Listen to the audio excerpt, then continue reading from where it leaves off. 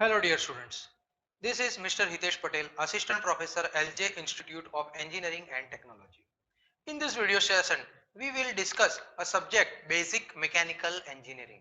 Today in this video session, we are going to discuss some basic concepts of calorimeter, of properties of steam. Okay. So first of all, what is calorimeter? So the device which is used to measure the dryness fraction of wet steam, that device is known as calorimeter. There are mainly four calorimeters. First is bucket or barrel calorimeter. The second is throttling calorimeter. Third one is separating calorimeter, and the last is combined separating and throttling calorimeter. Today in this video session, we will discuss the bucket or barrel calorimeter and throttling calorimeter. So let's start bucket or barrel calorimeter. So dear students, bucket or barrel calorimeter, in this figure you can see that there is a copper calorimeter is placed at the center of this calorimeter, and that copper calorimeter is placed over the wooden blocks. That blue lines is indicates the wooden block, and this whole assembly is placed inside the outer vessel. Okay, the main reason behind this is to reduce the heat transfer loss to the atmosphere, and we get accurate result. Okay, so this copper calorimeter and this outer vessel will be sealed with the help of wooden cover or wooden blocks. Okay, and that wooden cover have two holes in it. One is for thermometer passing through it, and another is for sampling tube. One end of the sampling tube is connected with the main stream line, and another end consists of bottoming ring. Bottoming ring consists of number of holes in it, so that it can easily distribute the steam inside the water, and there is minimize of the error in the calculations. Okay. So this is the basic arrangement. Here on the main stream line you can see that there is a control valve is fitted, and after the control valve a steam pressure gauge is fitted for measuring the pressure of the steam. Okay. So this is the basic arrangement for bucket or barrel calorimeter, and this whole assembly will put over the weighing platform for measuring the weight of the assembly. Now next is calculation of the bucket or barrel calorimeter. So for calculation, the first step of the calculation is to measure the weight of the copper calorimeter. That is the first one. First of all, we need the weight of the copper calorimeter. We know the specific heat of copper calorimeter, and from the value of specific heat we get water equivalent of copper calorimeter. After then, necessary amount of water is taken inside the calorimeter, and initial temperature of that calorimeter is measured.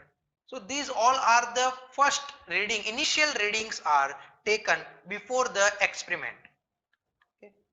Now, when we are on this valve that is placed near the steam's main stream line, at that time the wet steam is passing through the steam sample tube inside the main pipeline, and through bottoming ring it comes out inside the calorimeter.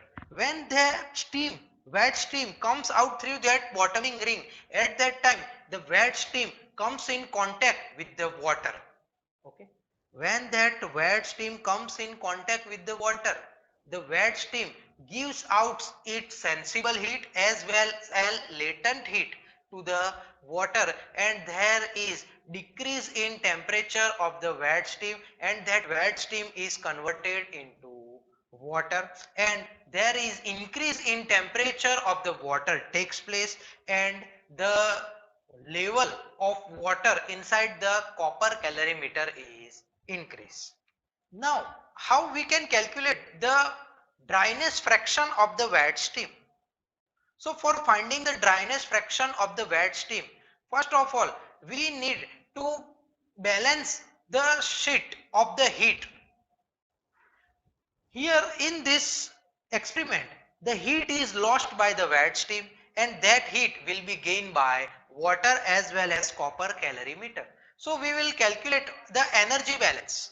So heat lost by wet steam is equal to heat gain by water as well as copper calorie meter.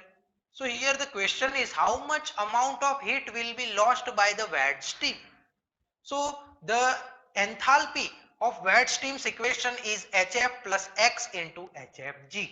And after that the wet steam will be mixed with the water. So final enthalpy of the water will be measured, and we are taking the difference between enthalpy of wet steam and final enthalpy of water, and that difference amount of heat will be supplied by wet steam to the water. So that amount of heat will be lost by the wet steam. And mass of steam is also there, so we are multiplying the mass of steam with this whole amount. So the equation of heat lost by wet steam is ms in bracket hf1 plus x into hfg1, that is enthalpy of wet steam, minus the enthalpy of water after mixing of wet steam, that is hf2, is equal to heat gained by water and copper calorimeter. So the amount of heat gained by water, that is mCp delta T. So mw CPW in bracket T2 minus T1, and amount of heat gained by copper calorimeter, that is MCAL MCAL CPC in bracket T2 minus T1. Okay.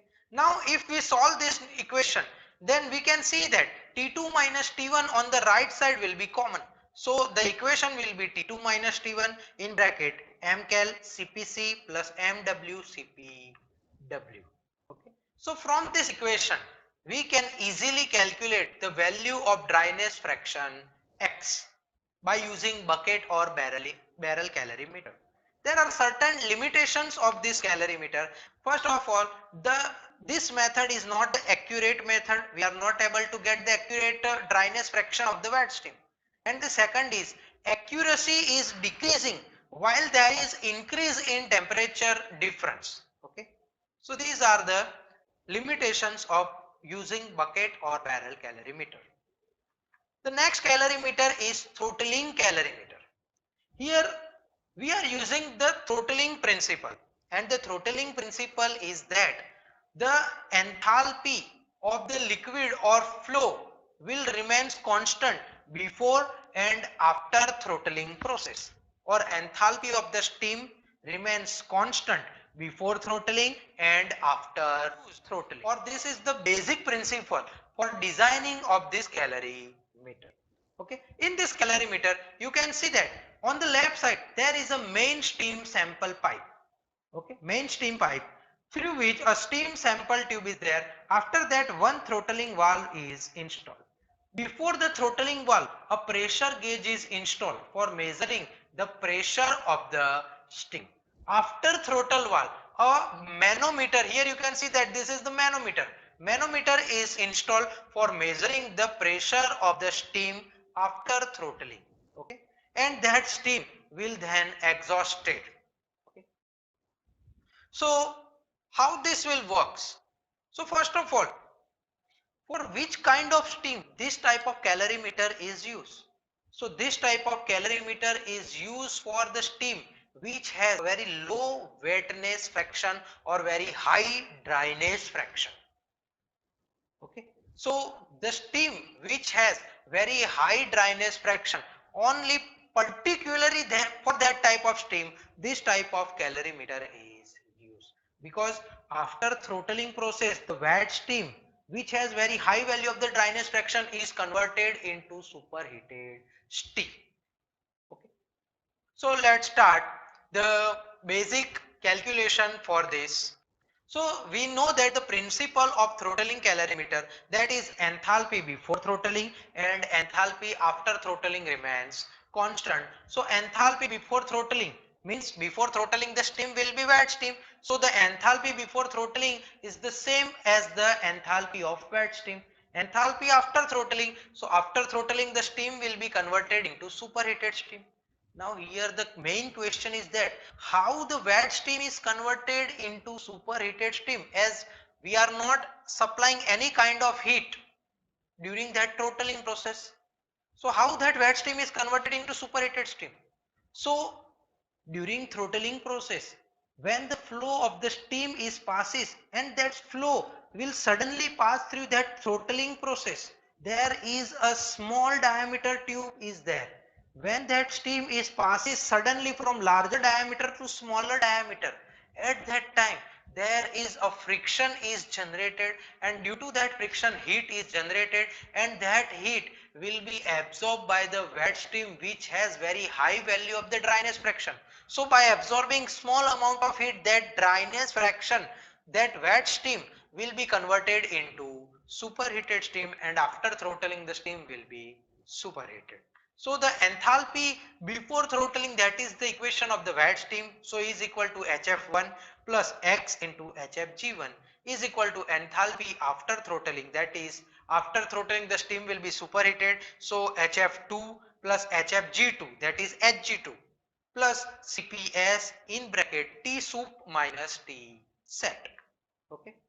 So from this we can easily calculate the value of X, dryness fraction. There are certain limitation of this calorimeter. So the limitation is that this calorimeter is suitable for measuring the high value of the dryness fraction of the steam. So this is all about the bucket or barrel calorimeter and throttling calorimeter. If you have any queries in these calorimeters, then you can write down your comment in the comment section. Thank you for watching my video.